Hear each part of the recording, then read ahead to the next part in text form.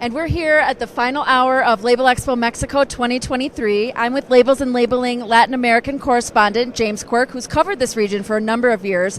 James, you've been working so tirelessly at the show this week. Tell me, what are your overall thoughts? What's the feedback you've heard from exhibitors? Well, I think it's been a really successful show. The overwhelming feedback that I've received from everyone I've been speaking to is that it's surpassed expectations. People have been really pleased with the numbers of visitors here and also the breadth of visitors. You never know how many people are going to be traveling from outside of Mexico. There's been a strong presence clearly from Central America particularly, also from Northern South America, so Ecuador and Colombia. But there have even been converters coming from Argentina, Chile, Brazil, Uruguay, and these are long distances, so the fact that anyone has come up from that far away I think is really interesting. I think it really shows that this is the first Label Expo launch event since the pandemic, after successful shows in Chicago, Label Expo Americas, and Bangkok, Southeast Asia, Label Expo Southeast Asia. It vindicates the return of trade shows. They've come back really strongly, and I think it also vindicates the decision to put a show in this market here in Mexico.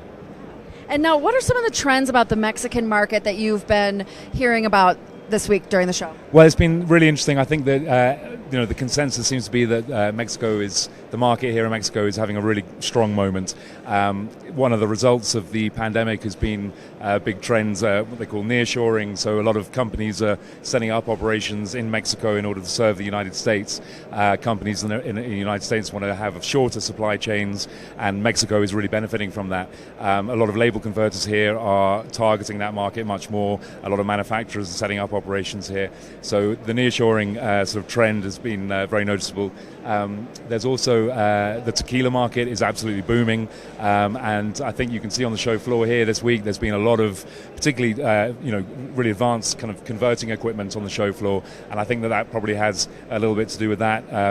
The tequila market, the export market is booming. It's being positioned as a high-end premium product, and so obviously these kind of high-quality spirits, you need like advanced converting equipment, and there's been a lot of that kind of machinery on the show floor.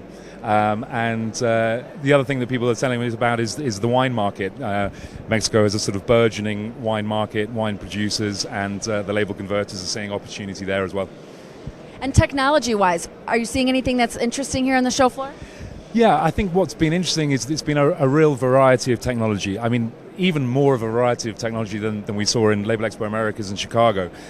You've got a kind of real diversified sort of range of exhibitors, of printing processes.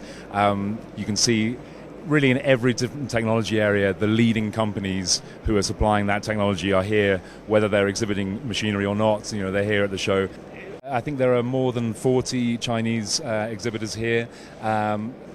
One of the things that's happened in the last 10 years, Chinese manufacturing, a lot of the equipment that's coming out of that part of the world is really become very advanced, and they are clearly really targeting the Latin American market. It's obviously a slightly more price-sensitive market than North America and Europe, but obviously a market that still requires good quality equipment.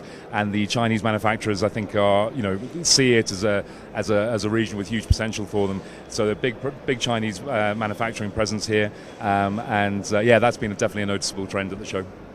Great. Lots of really interesting stuff have come out of Label Expo Mexico this week. You can read James's full review in the next issue of Labels and Labeling, and of course see all of our video coverage on labelsandlabeling.com.